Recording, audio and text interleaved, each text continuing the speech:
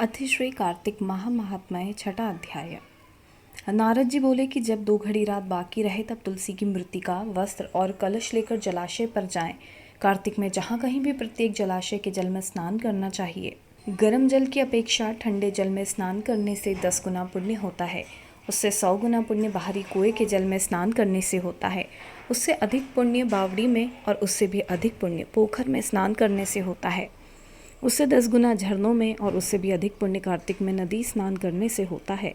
उससे भी 10 गुना पुण्य वहाँ होता है जहाँ 2 नदियों का संगम हो, और यदि कहीं 3 नदियों का संगम हो तब तो पुण्य की कोई सीमा ही नहीं है।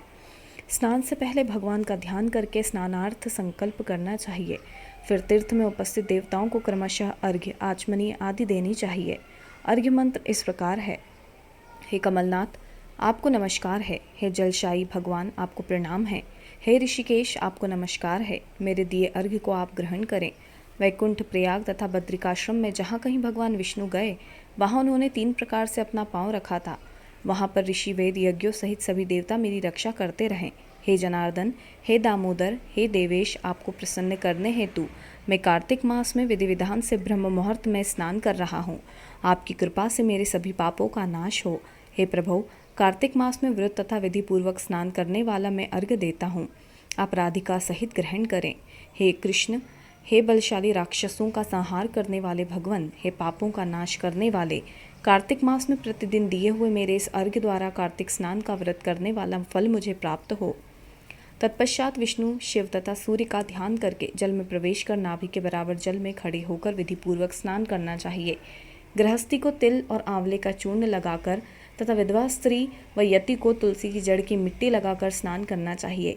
सप्तमी, अमावस्या, नवमी, त्रयोदशी, द्वितीया, दशमी आदि तिथियों को आंवला तथा तिल से स्नान करना वर्जित है। स्नान करते हुए निम्न शब्दों का उच्चारण करना चाहिए। जिस भक्ति भाव से भगवान ने देवताओं के कार्य के लिए 3 प्रकार का रूप धारण किया था, वही पापों का नाश करने वाले भगवान विष्णु अपनी कृपा से मुझे पवित्र बनाए। जो मनुष्य भगवान विष्णु की आज्ञा से कार्तिक व्रत करता है उसकी इंद्र आदि सभी देवता रक्षा करते हैं, इसलिए वह मुझको पवित्र करे। बीजों, रहस्यों तथा यज्ञों सहित वेदों के मंत्र, कश्यप आदि ऋषि, इंद्र आदि देवता मुझे पवित्र करे। अदिति आदि सभी नारियां, यज्ञ, सिद्ध, सर्प और समस्त औषधियाँ व तीनों लोकों के पहाड़ मुझे पवित्र करें। इस प्रकार कहकर स्नान करने के बाद मनुष्य को हाथ में पवित्री धारण करके देवता, ऋषि, मनुष्य तथा पितरों का विधि पूर्वक तर्पण करना चाहिए। तर्पण करते समय तर्पण में जितने तिल रहते हैं उतने वर्ष पर्यंत वृद्धि के पितृगण स्वर्ग में वास करते हैं। उसके बाद वृद्धि को जल से निकलकर शुद्ध वस्त्र धारण करने चाहिए। सभी तीर्थों के सारे कार्यों से निवृत्त होकर पुनः भगवान विष्णु का पूजन करना चाहिए।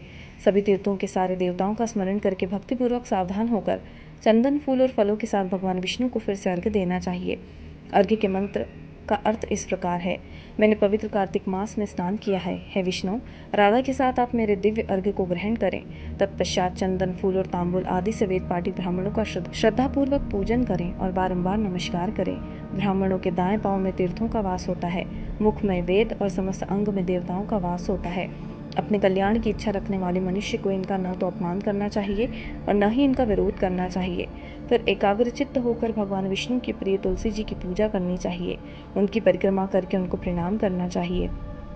हे देवी, हे तुलसी, देवताओं ने ही प्राचीन काल से तुम्हारा निर्माण किया है और ऋषियों ने तुम्हारी पूजा की है। हे विष्णु प्रिया, आपको नमस्कार है। आप मेरे समस्त पापों को नष्ट करें। इस प्रकार जो मनुष्य भक्तिपूर्वक कार्तिक व्रत का अनुष्ठान करते हैं वे संसार के सुखों का भोग करते हुए अंत में मोक्ष को प्राप्त करते हैं। अतिश्री कार्तिक महात्म्य 6वां अध्याय समाप्त। जय श्री हरि, जय राधे कृष्ण।